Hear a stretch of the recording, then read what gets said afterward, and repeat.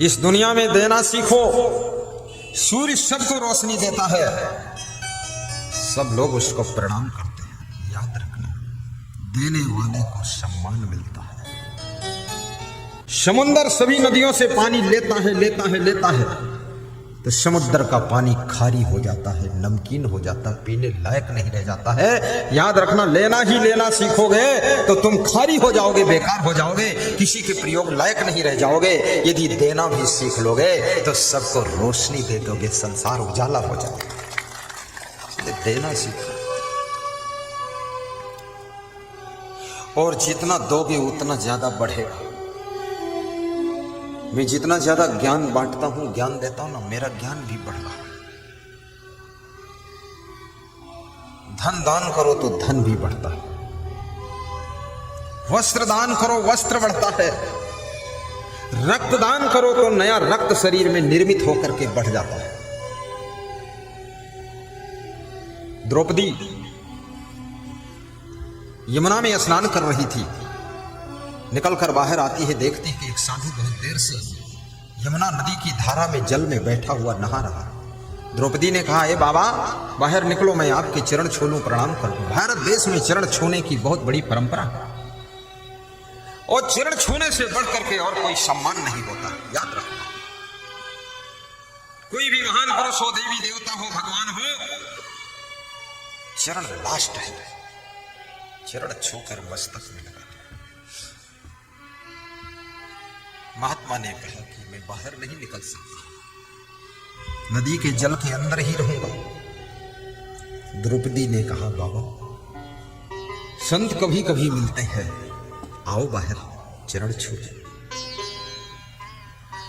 कोई महिला या कोई पुरुष जब किसी संत को नमन करता है, प्रणाम करता है, तो समझ लेना उसको इंसान के रूप में नहीं प्रणाम करता है, उसको भगवान के रूप में देखकर प्रणाम करता है। इसलिए संत को भगवान से भी ज्यादा पवित्र होना चाहिए। संत ने कहा, क्षमा करना बेटी, मेरे कपड़े नदी की धार में बह गए। संत तो निश्चिंत था, ढंग से कपड़ा नहीं रखा, किनारे रखा, हवा आई, झोंका में कपड़े नदी की धारा में गिर गए, बह गए। अब संत महात्मा लुंगी पहनकर अंदर बैठा है, नंगा बाबा। निकले तो कैसे निकले, शर्म लग रही। संत ने कहा, मैं नहीं निकलूंगा। द्रौपदी ने कहा, बाबा कपड़ा नहीं है। द्रौपदी उस समय सफेद साड़ी पहन रही थी। मैं कहूंगा कभी कभी महिला को सफेद रंग की साड़ी भी पहनना चाहिए, किनारा थोड़ा रंगदार हो, बाकी व्हाइट पहन कर देखो। हफ्ते में एक दिन, 7 दिन हफ्ते में होते, 7 कलर की साड़ी रखो। और गुरुवार को गुरु का दिन है, गुरु की पूजा करो, सफेद रंग की किनारी रंगदार साड़ी पहनकर पूजा करो। ये कपड़े के रंग का प्रभाव भी तुम्हारे मन पर पड़ता है, ये साधारण चीज नहीं। द्रौपदी अपनी साड़ी का टुकड़ा फाड़ कर रख देती है, एक पत्थर के नीचे दबा देती है। महात्मा मैं जा रही हूं, अब समय मिले तो इस कपड़े को पहन लेना।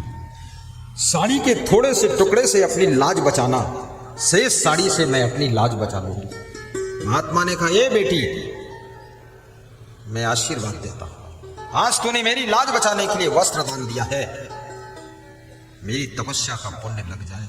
तेरी लाज कोई छीन नहीं सकता है, तेरी इज्जत कोई छीन नहीं सकता है, चाहे जितना ताकतवर।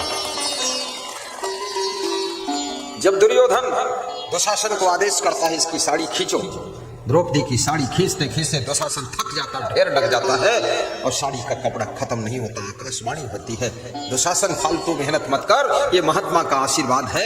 इस बेटी ने, द्रौपदी ने महात्मा की इज्जत को बचाया था, सम्मान को बचाया था, इसलिए महात्मा के आशीर्वाद से इसकी इज्जत कोई नहीं ले सकता है। वस्त्रदान तुम्हारे वस्त्रों की उन्नति करता है, अन्नदान से अन्न बढ़ता है, धन दान से धन बढ़ता है, ज्ञान दान से ज्ञान बढ़ता है।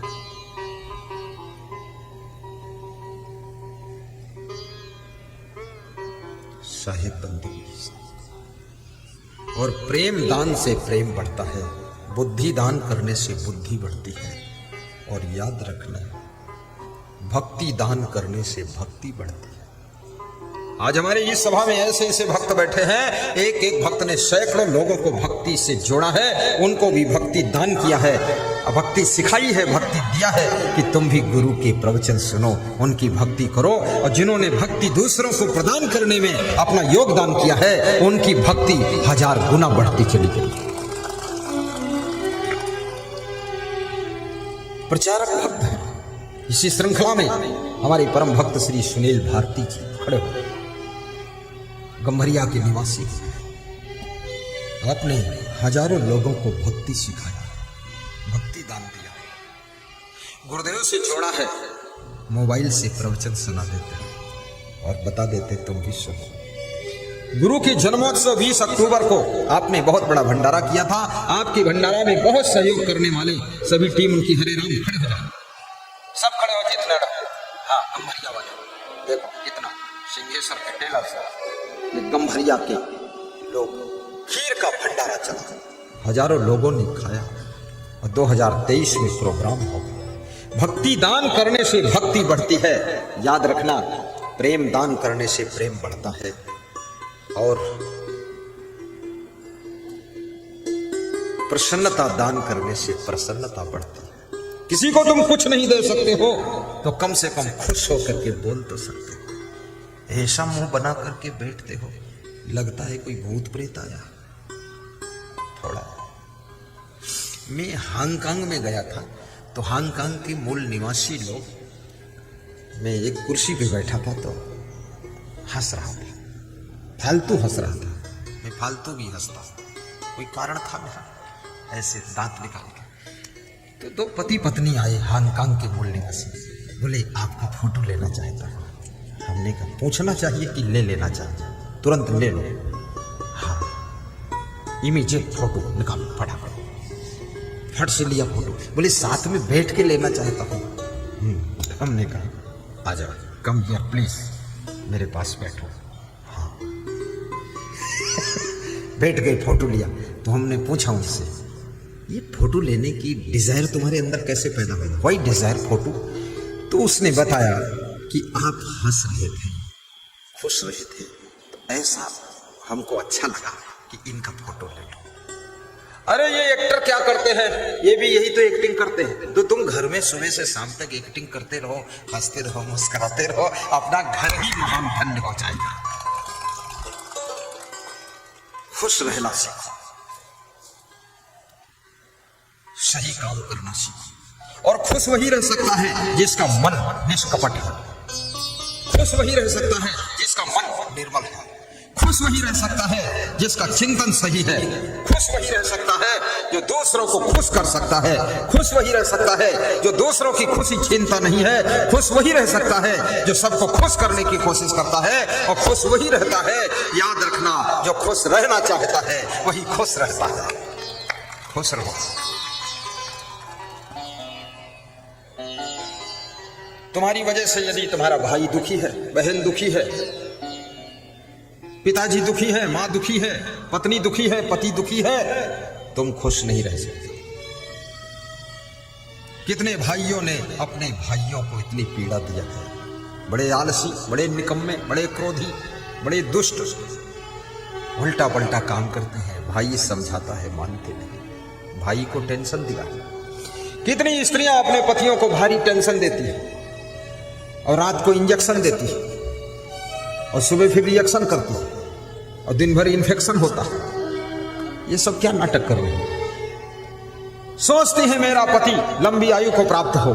अरे लंबी आयु, ये तो अगले साल मर जाएगा, यही हालत रही है। पति को टेंशन मत दो। वो कौन सी आदत है जिसको तुम छोड़ नहीं सकते हो? तुम एक दिन जब मृत्यु का समय निकट आता है, इस शरीर को छोड़ देते हो, परिवार को छोड़ देते हो, पूरी दुनिया को छोड़ करके आत्मा विदाई ले लेती है, तो जीते जी ये बीड़ी, सिगरेट, गांजा, चरस, तंबाकू, मांस, मछली, अंडा, नशा, शराब, व्यभिचार, अनाचार, दुराचार, भ्रष्टाचार, सारी बुरी आदतों को तुम त्याग दोगे। तुम्हारी पत्नी भी खुश रहेगी, पति भी खुश रहेगा, माँ बाप भी खुश रहेंगे, और गुरुदेव भी खुश हो जाएंगे तुमको देखकर। क्या नहीं छोड़ सकते हो? साहिब बंदगी। जीवन में जितने दुख दिखते बाबा, अच्छे आदमी की तलाश हर आदमी को। भगवान श्री राम रीछ भालू बानरों की सेना को लेकर लंका पर चढ़ाई करते। राम से किसी ने पूछा कि मनुष्यों की सेना लेकर तुम क्यों नहीं गए, तुम खुद मनुष्य रूप में थे, बानरों बंदरों की सेना लेकर गए, हिंदुस्तान में क्या मनुष्यों की कमी थी? तो राम ने कहा मनुष्यों की सेना लेकर इसलिए हम नहीं गए कि मनुष्य अगर हिंदुस्तान के हमारे साथ में जाते लंका पर चढ़ाई करने, लंका में पहुंचते और लंका सोने की लंका देखते और रावण कहीं इनको गुप्त सूचना दे देता कि 1-1 किलो सोना दे दूंगा, तो ये सब नालायक उसी के पक्ष में चले जाते। फिर मेरी हालत खराब हो जाती, इसलिए मैं बानरों को ले गया। ये बानर सोना चांदी समझते नहीं है। देखो राम बुद्धिमान थे। ऐसे लोभी आदमी को लेकर तुम कोई सफलता करना चाहो तो लोभ के कारण तुमको डुबा देगा, कुछ नहीं काम उड़ेगा।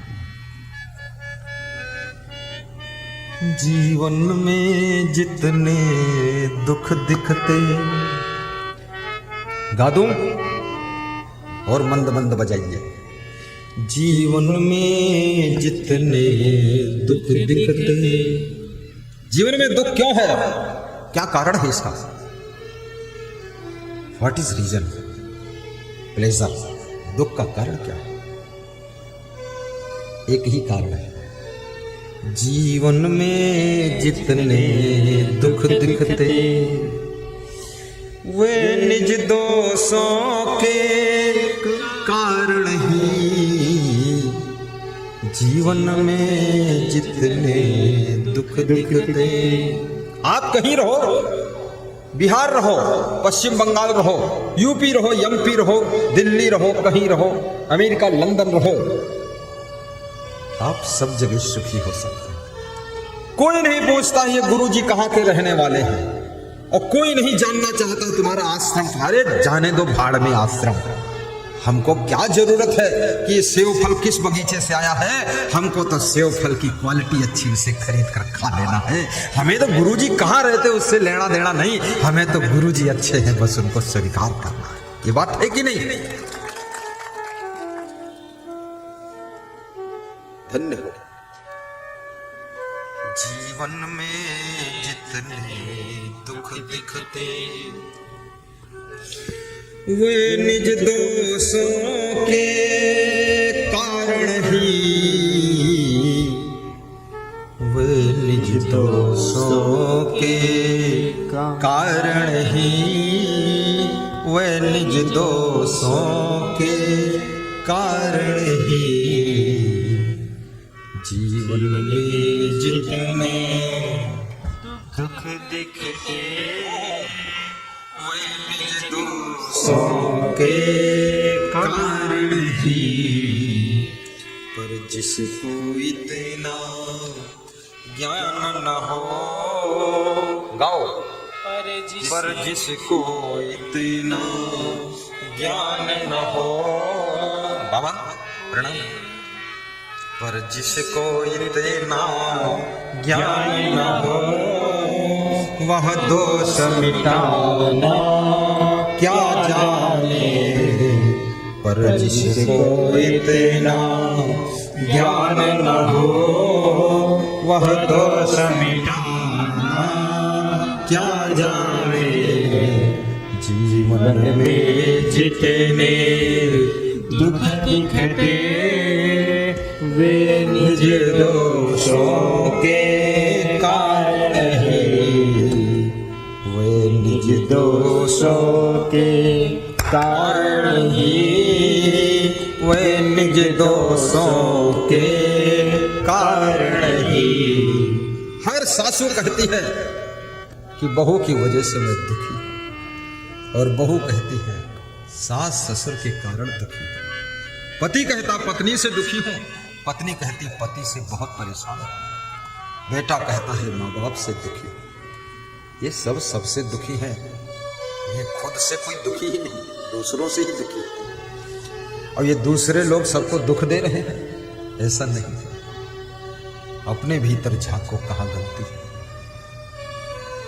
स्वयं में कहाँ कमी है। अगर बेटी ससुराल में टिकती नहीं है, याद रखना बेटी के अंदर भी कमी है। बेटी के माँ बाप को कभी अपनी बेटी का पक्षपात नहीं करना चाहिए। बेटी का मनोबल बढ़ा करके उस बेटी को बंदूक मत थमाइए हाथ में, थोड़ा उसको शांति दीजिए। और बेटी को भी गम खाना सीखना चाहिए, समय पर जागना सीखना चाहिए। छोटी छोटी बातों को लेकर के परिवार में कलह कलेश प्रारंभ होता है। बहुत ज्यादा देर तक सोती है सासू, थोड़ा जल्दी उठ जाओगी तो क्या फर्क पड़ जाएगा। बहुत थोड़ा आलस्य करती है सासू, का मन खिन्न हो जाता है। आलस्य छोड़ दो, मन प्रसन्न हो जाएगा सासू जी का। सासू हर बात में नोक झोंक करती है, बहू का मन दुखी हो जाता है। सासू को भी चाहिए हर बात में नोक झोंक मत करो, चलने दो, चलवा दे ठीक है। हर बात में बोलो मत, थोड़ा उल्टा भी करेगी, सीधा भी करेगी, धीरे धीरे सीख जाएगी। छोटी है, बच्ची है, अभी इसको बचाना पड़ेगा, धीरे धीरे सब आ जाएगा।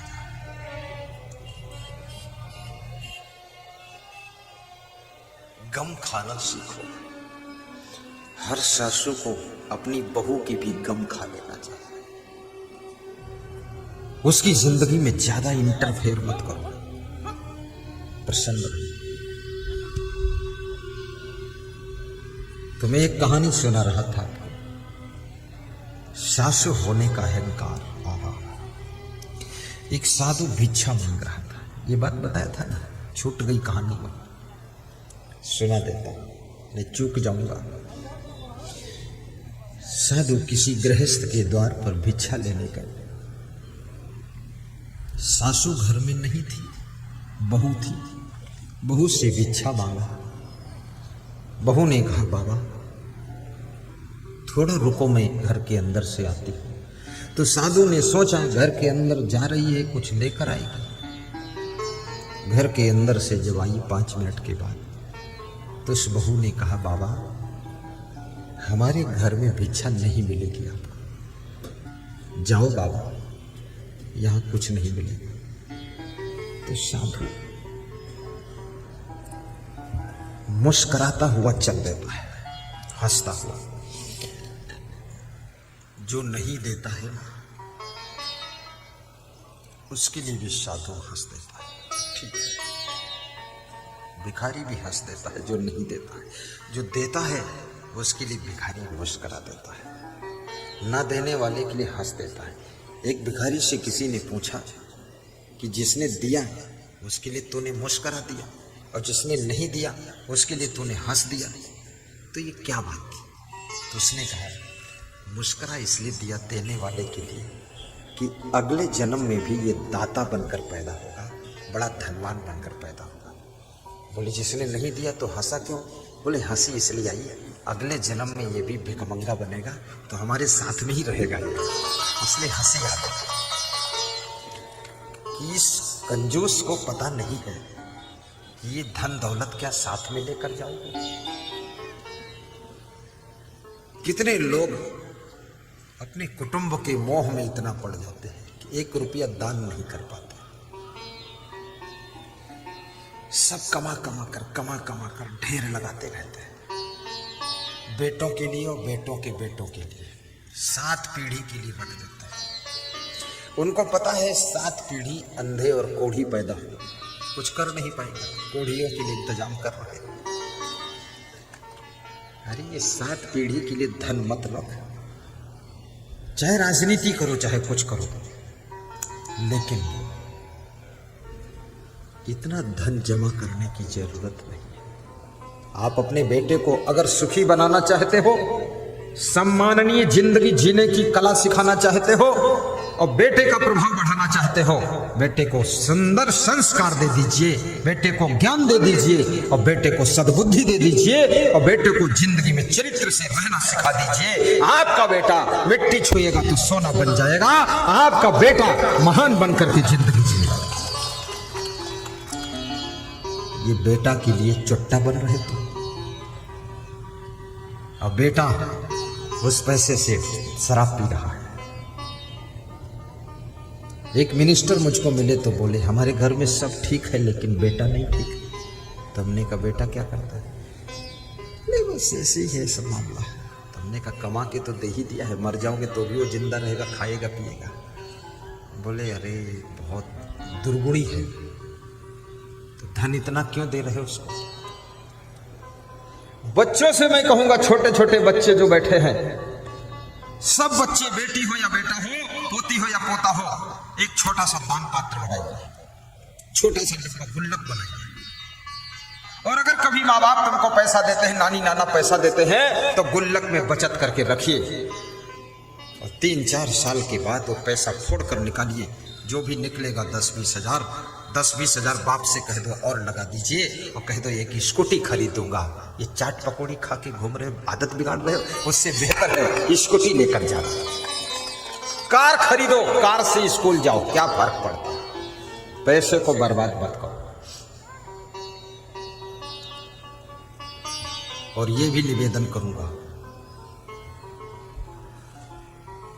बच्चे को यदि आपने धन दिया है लेकिन धर्म पर चलना नहीं सिखाया, बच्चे को मकान दिया है लेकिन उस मकान में रहने की कला नहीं सिखाई है, और बच्चे को आपने सामान दिया है लेकिन सम्मान से जिंदगी जीने का ढंग नहीं सिखाया है, और बच्चे को आपने बहुत बड़ी शिक्षा दिया है लेकिन बच्चे को अगर संस्कार नहीं दिया है आपने, तो याद रखना आपका बच्चा कभी सुखी नहीं होगा, बच्चा हमेशा दुखी रहेगा। बच्चा सुखी तभी होता है जब सम्मान से जिंदगी जीने का ढंग सिखा दो उसको।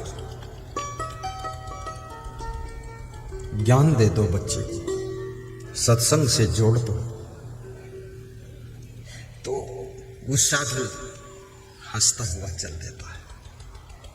सामने से उस घर की सासू आ रही थी। सासू ने पूछा, अरे साधु बाबा, अभी तो मेरे घर के सामने खड़े थे, भिक्षा मांग रहे थे, तो मेरी बहू ने भिक्षा दिया कि नहीं दिया, क्या कहा? तो साधु ने कहा कि तुम्हारी बहू ने जवाब दिया कि बाबा इस द्वार पर भिक्षा कभी नहीं मिलेगी, जाओ बाबा टाइम पास मत करो। बोले फिर मैं हंसता हुआ चला आया। बोले हंसे क्यों? बोले इसलिए हंसा कि अगले जन्म में तुम्हारे घर में भी सब भिखमंगा होंगे, तो मैं मजबूरी में आ गया था तुम्हारे द्वार पर।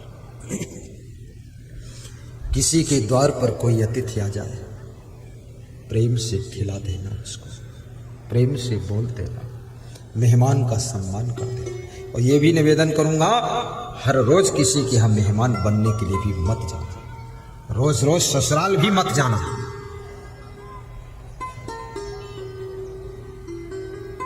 एक दिन मेहमान मेहमान होता है, 2 दिन मेहमान रहे तो मेहमान रहमान होता है, और फिर हर रोज मेहमान आ जाए तो मेहमान न मेहमान है न रहमान है, फिर वो मेहमान बेईमान होता है। बेईमान दूसरे घर में भार बनते हो, वहाँ भीड़ बचाते हो, टाइम बर्बाद करते दूसरे का भी, खाम खाम वहाँ खड़े रहते रोज। किसी दोस्त के घर पे भी रोज मत जाइए, लांछन लग जाएगा, कलंक का दाग लग जाएगा कि इसके घर पे ये क्यों आता है रोज। लोग संदेह करेंगे तुम्हारे ऊपर, लेकिन तुम जैसा बेशर्म आदमी वहां खड़े हो रोज, क्यों खड़े हो? क्या जरूरत है? आपका सम्मान आपके हाथों में है, आपकी चालों में है, आपकी बातों में है, आपकी चरित्रों में है। प्रथम अपने चरित्रों को सुधारोगे तो क्या होगा? हे गुरुदेव, अपने चरणों में बिठा लोगे तो क्या होगा? बिठा लोगे तो क्या होगा? सासू ने कहा तुम मेरे साथ आओ। सासू वापस ले गई उस साधु को। साधु को बड़ी आशा की किरण मिली। ये सासू है, घर की मालिक है, अब वापस लेकर जा रही। बोले आओ। बहू ने कैसे मना कर दिया कि कुछ नहीं मिलेगा, चलो। महात्मा प्रसन्न हो गया कि अब मिलेगा जरूर, लग रहा। महात्मा आया, बैठा रहा द्वार पर। 2-4 कुर्सी पड़ी थी, महात्मा कुर्सी पर बैठ गए। सासू अंदर गई। 10 मिनट के बाद लौट कर निकली। साधु ने सोचा कुछ लाएगी, कुछ देगी। तो सासू ने क्या कहा, जाओ बाबा, जिंदगी भर तुमको यहां कुछ नहीं मिलेगा, जाओ। तो साधु ने कहा तो बुलाकर क्यों लाई? मैं तो चला ही गया था। बोले मैं इसलिए बुलाकर लाई कि मेरी बहू ने मना किया था कि कुछ नहीं मिलेगा। बहू कौन होती मना करने वाली? मना भी करूंगी तो मैं करूंगी, क्योंकि मैं सासू हूं, इसलिए मना करूंगी। तो मैं इसलिए लाई थी कि तुमको मना करने के लिए लाई थी कि मैं मना कर रहा हूं। ये सासू होने का ऐसा अहंकार होता है कि मना भी करूंगी तो मैं ही करूंगी। अरे वही काम बहू ने कर दिया तो क्या बुरा हो गया? सासू होने का अभिमान भी छोड़ दो। कुछ नहीं है अभिमान में। बड़ा से बड़ा पद प्राप्त करो, निर्माण रहो। भगवान श्री राम क्या कहते हैं? सिया राम माई सब जग जानी, करहु प्रणाम जोड़ी जुग पाए। सिया राम माई सब जग जानी। राम कहते हैं मैं ही केवल राम नहीं हूँ, पूरे जगत के पुरुष राम है, पूरे जगत की नारियां सीता है। उनको मेरे समान समझो, मैं उनसे कोई बड़ा नहीं हूँ, मैं भी उनके साथ में खड़ा हूँ, सबका सेवक हूँ। सिया राम माई सब जग जानी, करहु प्रणाम जोड़ी जुग पानी। सतुई सब मोह मैं जग मोदे अधिक संत करि लेखे। सतुई सब मोह मैं जग मोते अधिक संत करि लेखे। कितनी सुंदर चौपाई है। माता सबरी को भगवान श्री राम सात्विक भक्ति में समझाते हैं कि सारे जगत के नर नारियों को मेरे समान देखना, और यदि कहीं महान संत मिल जाए तो उनको मुझसे भी बड़ा देखना। संत को कितनी ऊंचाई पर खड़ा किया राम ने। अगर संत बनने की सामर्थ्य नहीं है, मत संत बनो। कौन कहता संत बनो? क्यों संत बनते हो? क्यों संत के कपड़े पहनते? ढोंग मत मचाओ इस भारत देश के अंदर, निकलो ढोंगियों यहां से।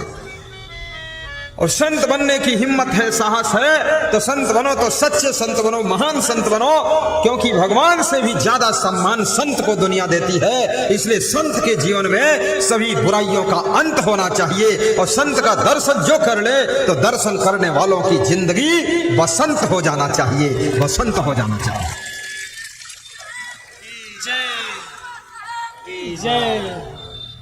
लल्लन, श्री लल्लन यादव, प्रयागराज कुंभ में आपने 10-12 दिन सेवा किया था, धन्य हो, बहुत अच्छा।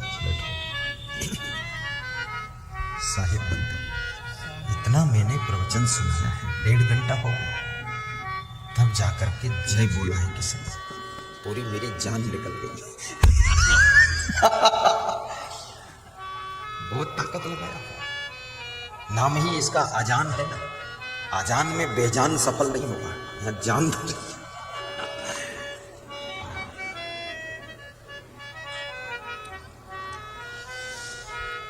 तुम ही मेरे मंदिर, तुम ही मेरी पूजा, तुम ही देवता हो, तुम ही देवता हो। ये पंक्तियां कभी कभी अपने घर में गाया करो। गुनगुनाया करो, बर्तन मांजते समय, कपड़े धोते समय, गाड़ी साफ करते समय। ये भजन की पंक्तियां आपकी चिंता को कम कर देंगी। भोजन बनाते समय प्रवचन सुना करो मोबाइल से। मेरा नाम सर्च करो असंग, ASANG असंग। बस 4000 प्रवचन लोड पूरा थोक में समुद्र सुनते रहो। प्रेम से भोजन बनाओ। जिंदगी में और करना क्या है? कुछ नहीं। यहां मिलने वाला कुछ है नहीं, दुनिया में ज्यादा कुछ नहीं। खुशी से जिंदगी जी लो, यही बहुत बड़ी उपलब्धि है। प्रेम से रह लो, ये बहुत बड़ी उपलब्धि है। सबको प्रेम की दरिया में डुबा दो, ये बहुत बड़ी उपलब्धि है। इस दुनिया में देना सीखो।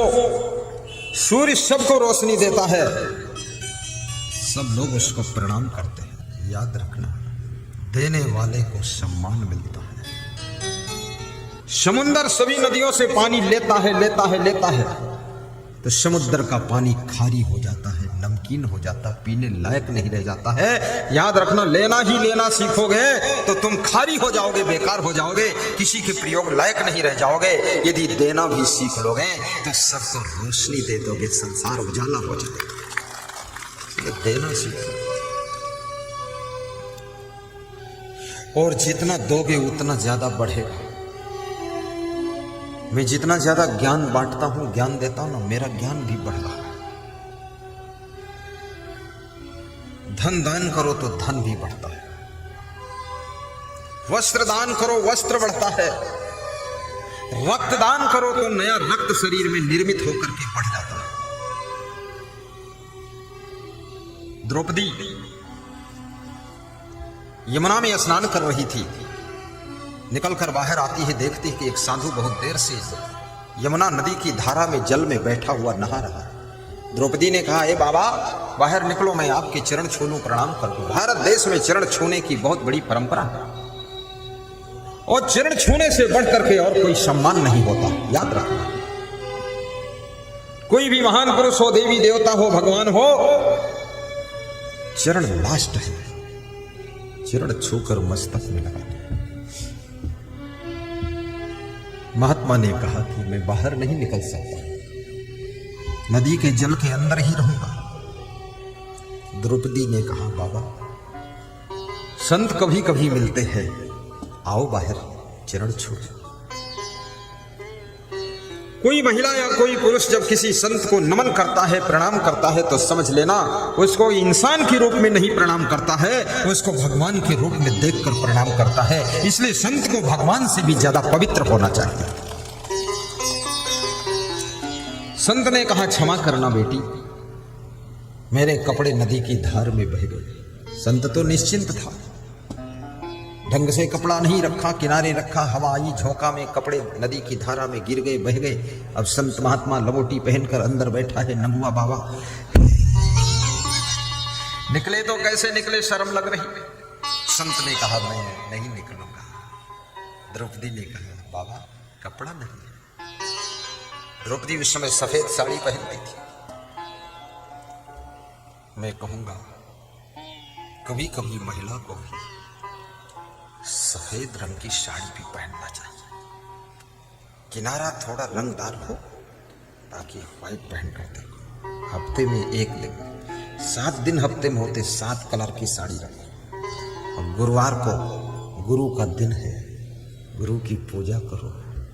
सफेद रंग की किनारी रंगदार बस साड़ी पहनकर पूजा करो। ये कपड़े के रंग का प्रभाव भी तुम्हारे मन पर पड़ता है, ये साधारण चीज नहीं। द्रौपदी अपनी साड़ी का टुकड़ा फाड़ कर रख देती है, एक पत्थर के नीचे दबा देती है। महात्मा मैं जा रही हूं, आप समय मिले तो इस कपड़े को पहन लेना। साड़ी के थोड़े से टुकड़े से अपनी लाज बचाना, शेष साड़ी से मैं अपनी लाज बचा लूंगी। महात्मा ने कहा, ये बेटी मैं आशीर्वाद देता हूं। आज तूने मेरी लाज बचाने के लिए वस्त्र दान दिया है, मेरी तपस्या का पुण्य लग जाए। तेरी लाज कोई छीन नहीं सकता है, तेरी इज्जत कोई छीन नहीं सकता है, चाहे जितना ताकत लगे। जब दुर्योधन दुशासन को आदेश करता है इसकी साड़ी खींचो, द्रौपदी की साड़ी खींचते खींचते दुशासन थक जाता, ढेर लग जाता है और साड़ी का कपड़ा खत्म नहीं होता। आकाशवाणी होती है, दुशासन फालतू मेहनत मत कर, ये महात्मा का आशीर्वाद है।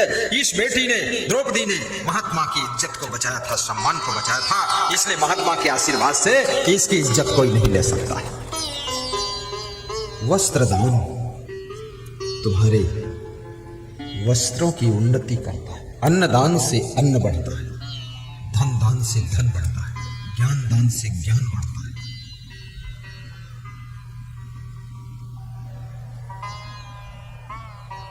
साहेब बंदी और प्रेम दान से प्रेम बढ़ता है, बुद्धि दान करने से बुद्धि बढ़ती है। और याद रखना, भक्ति दान करने से भक्ति बढ़ती है। आज हमारे इस सभा में ऐसे ऐसे भक्त बैठे हैं, एक एक भक्त ने सैकड़ों लोगों को भक्ति से जोड़ा है, उनको भी भक्ति दान किया है, भक्ति सिखाई है, भक्ति दिया है कि तुम भी गुरु के प्रवचन सुनो, उनकी भक्ति करो। और जिन्होंने भक्ति दूसरों को प्रदान करने में अपना योगदान किया है, उनकी भक्ति 1000 गुना बढ़ती चली गई। प्रचारक भक्त इसी श्रृंखला में हमारे परम भक्त श्री सुनील भारती जी खड़े हो, गंभरिया के निवासी। आपने हजारों लोगों को भक्ति सिखाया, भक्ति दान दिया, गुरुदेव से जोड़ा है, मोबाइल से प्रवचन सुना देते और बता देते तुम भी सुनो। गुरु के जन्मोत्सव 20 अक्टूबर को आपने बहुत बड़ा भंडारा किया था। आपके भंडारा में बहुत सहयोग करने वाले सभी टीम उनकी, हरे राम खड़े हो जाओ, सब खड़े हो जितना। हाँ, गंभरिया वाले देखो कितना, सिंहेश्वर के टेला साहब, ये गंभरिया के लोग, खीर का भंडारा चला, हजारों लोगों ने खाया। और 2023 में प्रोग्राम होगा। भक्ति दान करने से भक्ति बढ़ती है, याद रखना, प्रेम दान करने से प्रेम बढ़ता है। और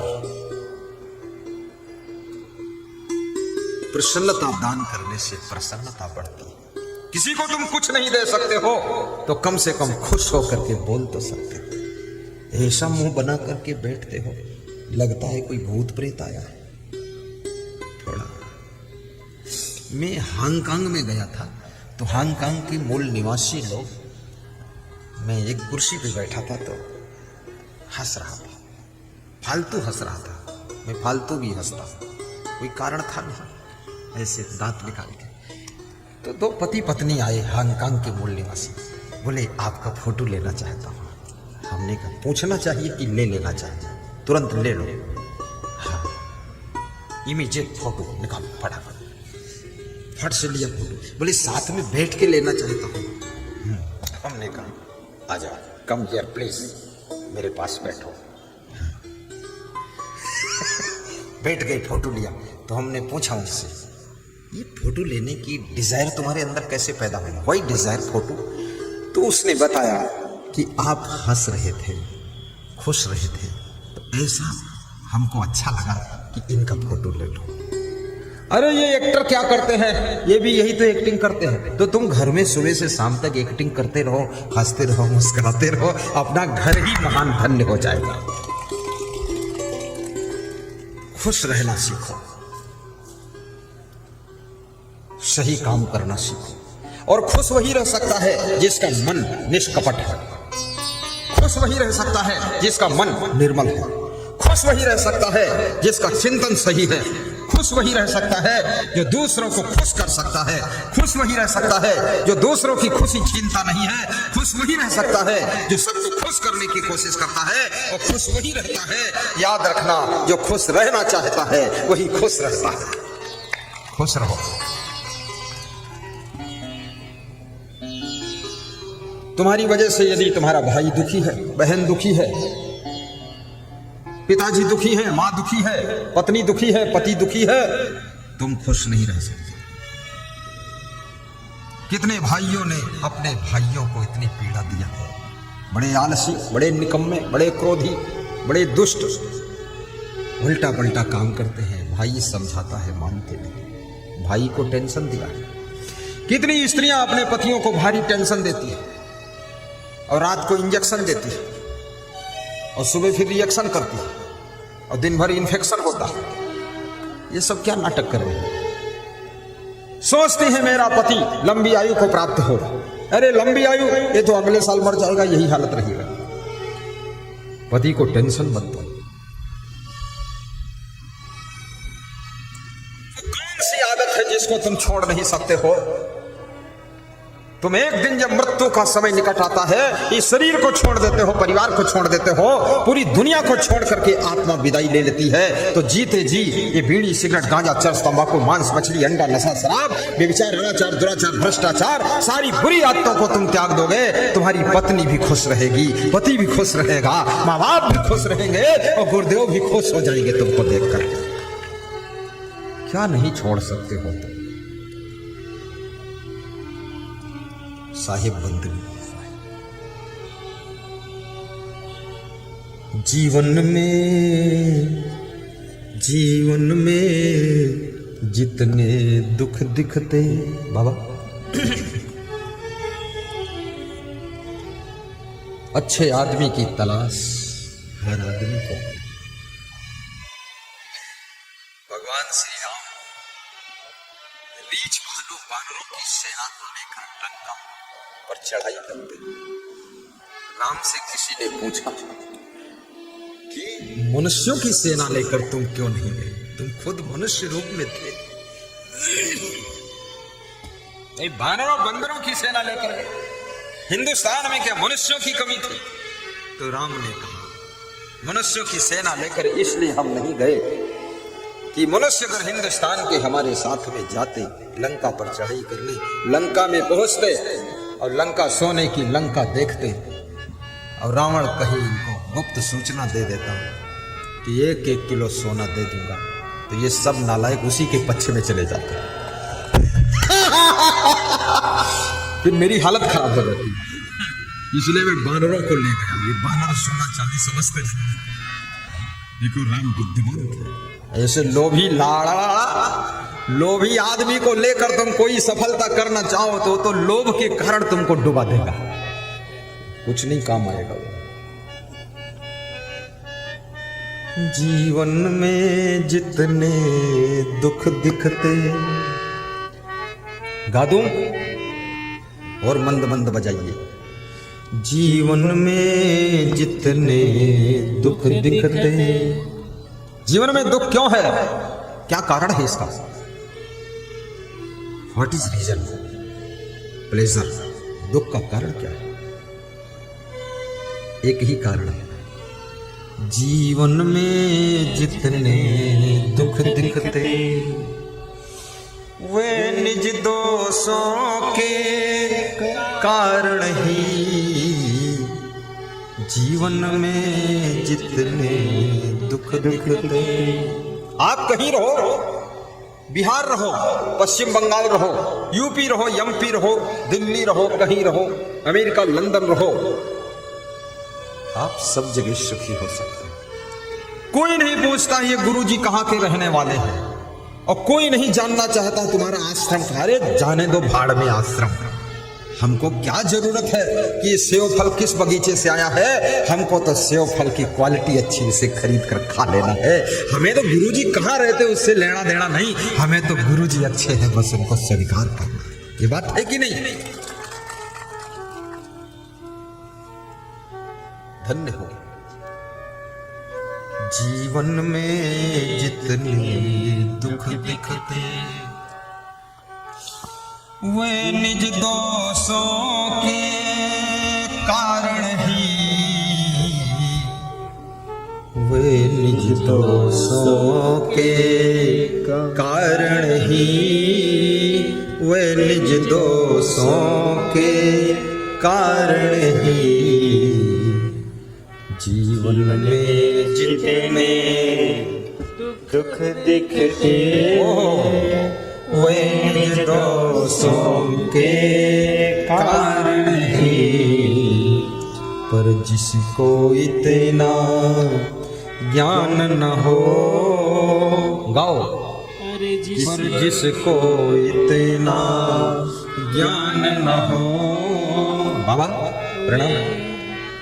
पर जिसको इतना ज्ञान न हो, वह दोष मिटाना क्या जाने। पर जिसको इतना ज्ञान न हो, वह दोष मिटाना क्या जाने। जीवन में जितने दुख दिखते वे निज दोष के कारण है। वे निज दोषों के कारण ही, वे निज दोषों के कारण ही। हर सासू कहती है कि बहू की वजह से मैं दुखी हूं, और बहू कहती है सास ससुर के कारण दुखी हूं। पति कहता है पत्नी से दुखी हूं, पत्नी कहती पति से बहुत परेशान हूं, बेटा कहता है माँ बाप से दुखी हूं। ये सब सबसे दुखी हैं, ये खुद से कोई दुखी ही नहीं, दूसरों से ही दुखी है। और ये दूसरे लोग सबको दुख दे रहे हैं, ऐसा नहीं है। अपने भीतर झांको, कहाँ गलती है। स्वयं ने कहा कब, अगर बेटी ससुराल में टिकती नहीं है, याद रखना बेटी के अंदर भी कमी है। बेटी के माँ बाप को कभी अपनी बेटी का पक्षपात नहीं करना चाहिए। बेटी का मनोबल बढ़ा करके उस बेटी को बंदूक मत थमाइए हाथ में, थोड़ा उसको शांति दीजिए। और बेटी को भी गम खाना सीखना चाहिए, समय पर जागना सीखना चाहिए। छोटी छोटी बातों को लेकर के परिवार में कलह कलेश प्रारंभ होता है। बहुत ज्यादा देर तक सोती है सासों को गुस्सा आता है। थोड़ा जल्दी उठ जाओगी तो क्या फर्क पड़ जाएगा। बहुत थोड़ा आलस्य करती है सासू का मन खिन्न हो जाता है। आलस्य छोड़ दो, मन प्रसन्न हो जाएगा सासू जी का। सासू हर बात में नोक झोंक करती है, बहू का मन दुखी हो जाता है। सासू को भी चाहिए हर बात में नोक झोंक मत करो, चलने दो, चलवा दे, ठीक है। हर बात में बोलो मत, थोड़ा उल्टा भी करेगी, सीधा भी करेगी, धीरे धीरे सीख जाएगी। छोटी है, बच्ची है, अभी इसको बचाना पड़ेगा, धीरे धीरे सब आ जाएगा।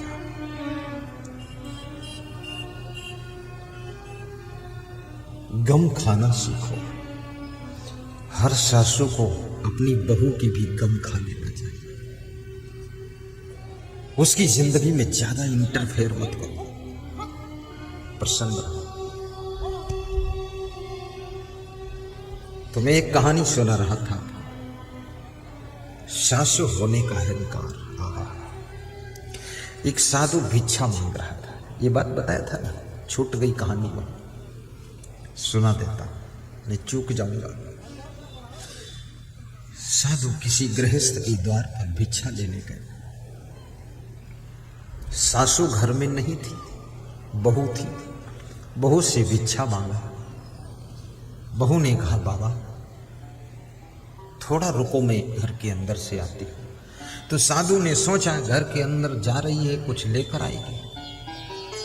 घर के अंदर से जब आई 5 मिनट के बाद, तो उस बहू ने कहा बाबा हमारे घर में भिक्षा नहीं मिलेगी आपको, जाओ बाबा, यहां कुछ नहीं मिलेगा। तो साधु मुस्कुराता हुआ चल देता है, हंसता हुआ। जो नहीं देता है ना, उसके लिए भी साधु हंस देता है, ठीक है। भिखारी भी हंस देता है जो नहीं देता है, जो देता है उसके लिए भिखारी मुस्कुरा देता है, ना देने वाले के लिए हंस देता है। एक भिखारी से किसी ने पूछा कि जिसने दिया उसके लिए तूने मुस्कुरा दिया, और जिसने नहीं दिया उसके लिए तूने हंस दिया, तो ये क्या बात? तो उसने कहा मुस्कुरा इसलिए दिया देने वाले के लिए कि अगले जन्म में भी ये दाता बनकर पैदा होगा, बड़ा धनवान बनकर पैदा होगा। बोले जिसने नहीं दिया तो हंसा क्यों? बोले हंसी इसलिए आई, अगले जन्म में ये भी भिखमंगा बनेगा तो हमारे साथ में ही रहेगा, ये इसलिए हंसी आई। कि इस कंजूस को पता नहीं है कि ये धन दौलत क्या साथ में लेकर जाएंगे। कितने लोग अपने कुटुंब के मोह में इतना पड़ जाते हैं कि 1 रुपया दान नहीं कर पाते। सब कमा कर ढेर लगाते रहते हैं, बेटों के लिए और बेटों के बेटों के लिए, 7 पीढ़ी के लिए रख देते हैं। उनको पता है 7 पीढ़ी अंधे और कोढ़ी पैदा हो, कुछ कर नहीं पाएंगे, कोढ़ियों के लिए इंतजाम कर रहे हैं। अरे ये 7 पीढ़ी के लिए धन मत रख, चाहे राजनीति करो चाहे कुछ करो, लेकिन इतना धन जमा करने की जरूरत नहीं। आप अपने बेटे को अगर सुखी बनाना चाहते हो, सम्माननीय जिंदगी जीने की कला सिखाना चाहते हो और बेटे का प्रभाव बढ़ाना चाहते हो, बेटे को सुंदर संस्कार दे दीजिए, बेटे को ज्ञान दे दीजिए और बेटे को सद्बुद्धि दे दीजिए और बेटे को जिंदगी में चरित्र से रहना सिखा दीजिए। आपका बेटा मिट्टी छुएगा तो सोना बन जाएगा, आपका बेटा महान बनकर के जिंदगी जिएगा। ये बेटा के लिए चुट्टा बन रहे थे और बेटा उस पैसे से शराब पी रहा है। एक मिनिस्टर मुझको मिले तो बोले हमारे घर में सब ठीक है लेकिन बेटा नहीं ठीक है। तुमने का बेटा क्या करता है? नहीं बस ऐसे ही है, समझ लो। तुमने का कमा के तो दे ही दिया है, मर जाओगे तो भी वो जिंदा रहेगा, खाएगा पिएगा। बोले अरे बहुत दुर्गुणी है, तो धन इतना क्यों दे रहे हो उसको? बच्चों से मैं कहूंगा, छोटे छोटे बच्चे जो बैठे हैं, सब बच्चे बेटी हो या बेटा हो, पोती हो या पोता हो, एक छोटा सा दान पात्र बनाइए, छोटा सा डब्बा गुल्लक बनाइए। और अगर कभी माँ बाप तुमको पैसा देते हैं, नानी नाना पैसा देते हैं, तो गुल्लक में बचत करके रखिए और 3-4 साल के बाद वो पैसा फोड़ कर निकालिए। जो भी निकलेगा 10-20 हजार बाप से कह दो और लगा दीजिए और कह दो एक स्कूटी खरीदूंगा। ये चाट पकौड़ी खा के घूम रहे हो, आदत बिगाड़ रहे हो, उससे बेहतर है स्कूटी लेकर जाओ। कार खरीदो, कार से स्कूल जाओ, क्या फर्क पड़ता है? पैसे को बर्बाद मत करो। और ये भी निवेदन करूंगा, बच्चे को यदि आपने धन दिया है लेकिन धर्म पर चलना नहीं सिखाया, बच्चे को मकान दिया है लेकिन उस मकान में रहने की कला नहीं सिखाई है, और बच्चे को आपने सामान दिया है लेकिन सम्मान से जिंदगी जीने का ढंग नहीं सिखाया है, और बच्चे को आपने बहुत बड़ी शिक्षा दिया है लेकिन बच्चे को अगर संस्कार नहीं दिया है आपने, तो याद रखना आपका बच्चा कभी सुखी नहीं होगा, बच्चा हमेशा दुखी रहेगा। बच्चा सुखी तभी होता है जब सम्मान से जिंदगी जीने का ढंग सिखा दो उसको, ज्ञान दे दो, बच्चे सत्संग से जोड़ दो, तो वो साधु हंसता हुआ चल देता है। सामने से उस घर की सासू आ रही थी।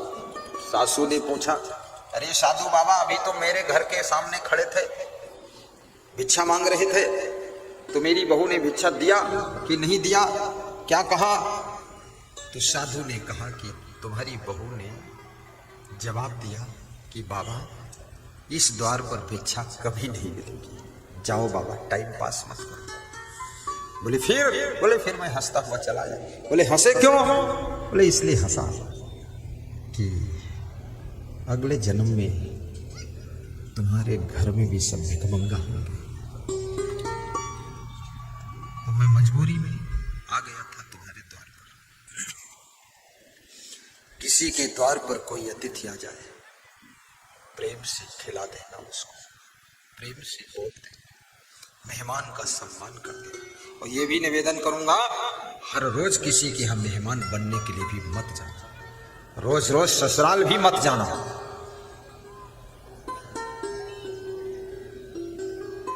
एक दिन मेहमान होता है, 2 दिन मेहमान रहे तो मेहमान रहमान होता है, और फिर हर रोज मेहमान आ जाए तो मेहमान न मेहमान है न रहमान है, फिर वो मेहमान बेईमान होता है।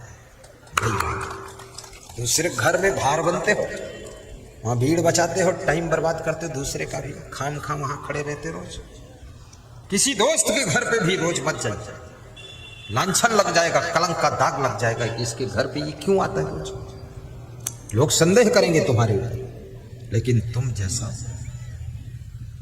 बेशर्म आदमी वहां खड़े हो रोज, क्यों खड़े हो, क्या जरूरत है? आपका सम्मान आपके हाथों में है, आपकी चालों में है, आपकी बातों में, आपकी चरित्रों में है। प्रथम अपने चरित्रों को सुधारोगे तो क्या होगा? हे गुरुदेव, अपने चरणों में बिठा लोगे तो क्या होगा? बिठा लोगे तो क्या होगा? सासू ने कहा तुम मेरे साथ आओ। सासू वापस ले गई उस साधु को। साधु को बड़ी आशा की किरण मिली, ये सासू है, घर की मालिक है, अब वापस लेकर जा रही। बोले आओ। बहू ने कैसे मना कर दिया कि कुछ नहीं मिलेगा, चलो। महात्मा प्रसन्न हो गया कि अब मिलेगा जरूर, लग गया। महात्मा आया, बैठा रहा द्वार पर। 2-4 कुर्सी पड़ी थी, महात्मा कुर्सी पर बैठ गए। सासू अंदर गई। 10 मिनट के बाद लौट कर निकली। साधु ने सोचा कुछ लाएगी, कुछ देगी। तो सासू ने क्या कहा? जाओ बाबा, जिंदगी भर तुमको यहां कुछ नहीं मिलेगा, जाओ। तो साधु ने कहा तो बुलाकर क्यों लाई? मैं तो चला ही गया था। बोले मैं इसलिए बुलाकर लाई कि मेरी बहू ने मना किया था कि कुछ नहीं मिलेगा। बहू कौन होती मना करने वाली? मना भी करूंगी तो मैं करूंगी, क्योंकि मैं सासू हूं, इसलिए मना करूंगी। तो मैं इसलिए लाई थी कि तुमको मना करने के लिए लाई थी कि मैं मना कर रहा हूं। ये सासू होने का ऐसा अहंकार होता है कि मना भी करूंगी तो मैं ही करूंगी। अरे वही काम बहू ने कर दिया तो क्या बुरा होगा? सासू होने का अभिमान भी छोड़ दो। कुछ नहीं है अभिमान में।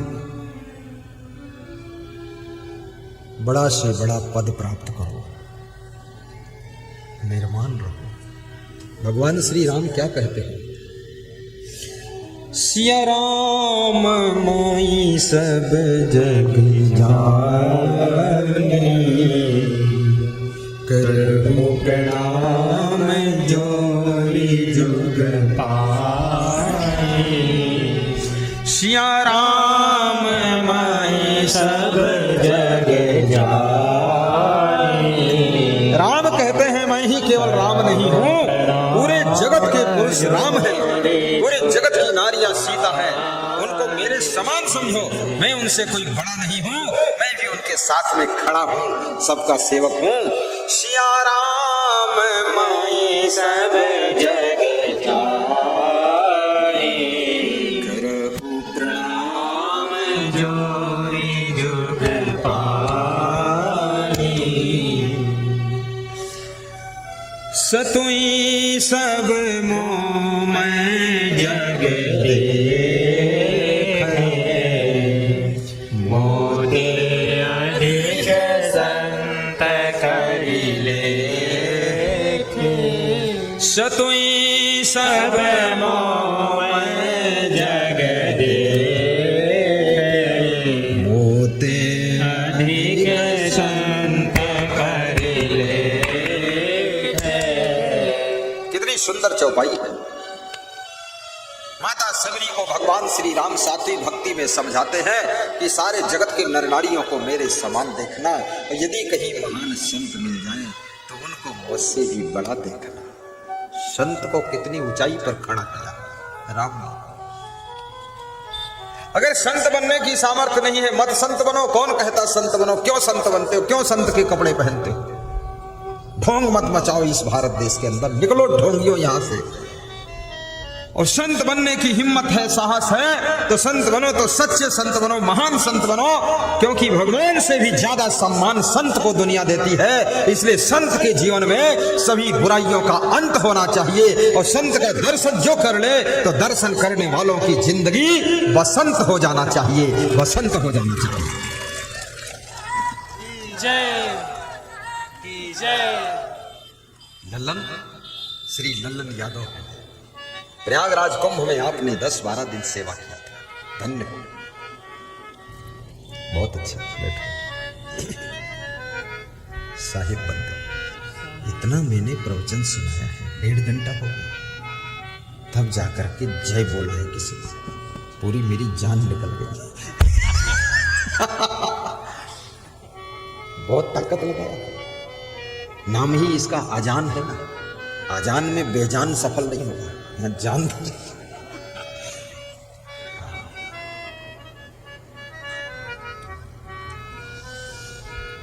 तुम ही मेरे मंदिर, तुम ही मेरी पूजा, तुम ही देवता हो, तुम ही देवता हो।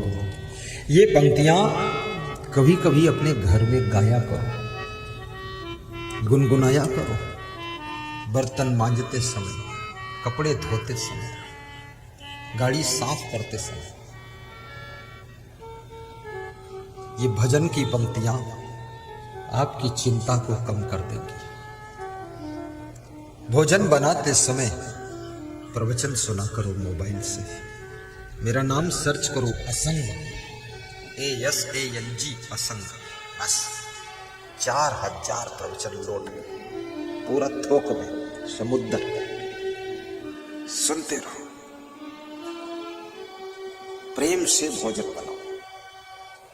जिंदगी में और करना क्या है, कुछ नहीं, यहाँ मिलने वाला कुछ है नहीं, दुनिया में ज्यादा कुछ नहीं।